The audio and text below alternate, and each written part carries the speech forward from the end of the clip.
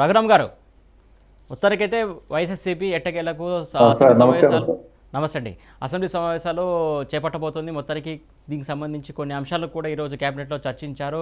కాకపోతే సమావేశాలు ఎలా కొనసాగుతాయి అనుకుంటున్నారు? అందరికీ నమస్కారం అండి. పెద్దలు సుభాన్ గారు, టీవీ రామారావు గారు మాట్లాడారు. సార్, రేపు జరిగేటటువంటి అసెంబ్లీ అనేది ప్రజలకి ఉపయోగపడేటువంటి కార్యక్రమాల కోసం తీసుకున్నటువంటి అసెంబ్లీగా మేము భావిస్తా ఉన్నాం.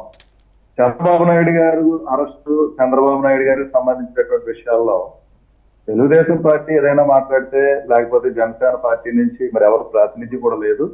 ఎవరైనా మాట్లాడితే దానికి సంబంధించేటటువంటి సమాధానం చెప్పే విధంగా అసెంబ్లీ ఉంటుంది తప్పించి పని కట్టుకొని చంద్రబాబు నాయుడు గారిని విచారణ చేయడం కానీ, ఆయన తప్పులు నిర్ధారణ చేయడం అనేది అసెంబ్లీకి ప్రధానమైనటువంటి కార్యక్రమం కాదు.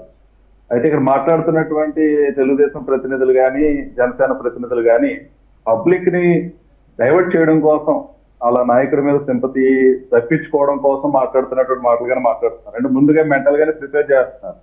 రేపు అసెంబ్లీలో ఏది మాట్లాడినా అది చంద్రబాబు నాయుడు గారికి వ్యతిరేకంగా మాట్లాడినట్టుగా, తెలుగుదేశానికి వ్యతిరేకంగా మాట్లాడినట్టుగా ప్రజలు అనుకోవాలి, భావించాలనేటువంటి ఆలోచనతో వాళ్ళు చేస్తున్నటువంటి పని. అయితే ఇందాక మన పెద్దలు మాట్లాడిన మాటల్లో ప్రజాస్వామ్యంలో మనం ఖచ్చితంగా న్యాయ వ్యవస్థకి ప్రాధాన్యత ఇవ్వాలి.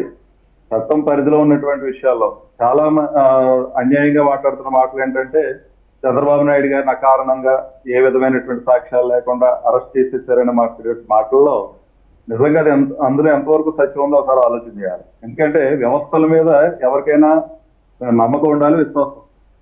ఇక్కడ ఎవరైనా చెబితే, ఒక సీఎం చెప్తేనో లేకపోతే మరొకరు చెప్తేనో ఎవరిని తీసుకెళ్లి లోపడేసేసి అనవసరంగా రిమాండ్లు రాసేసి లేకపోతే అరెస్టులు చేసి చూపించడానికి ఇది ప్రజాస్వామ్య వ్యవస్థ, చట్టాలు, న్యాయాలన్నీ కూడా ఉన్నాయి. ఈ రోజు రాఘురామ్ గారు మీ దగ్గరకు వస్తా, ఒక నిమిషం అండి, రాఘురామ్ గారు మీ దగ్గరకు వస్తా.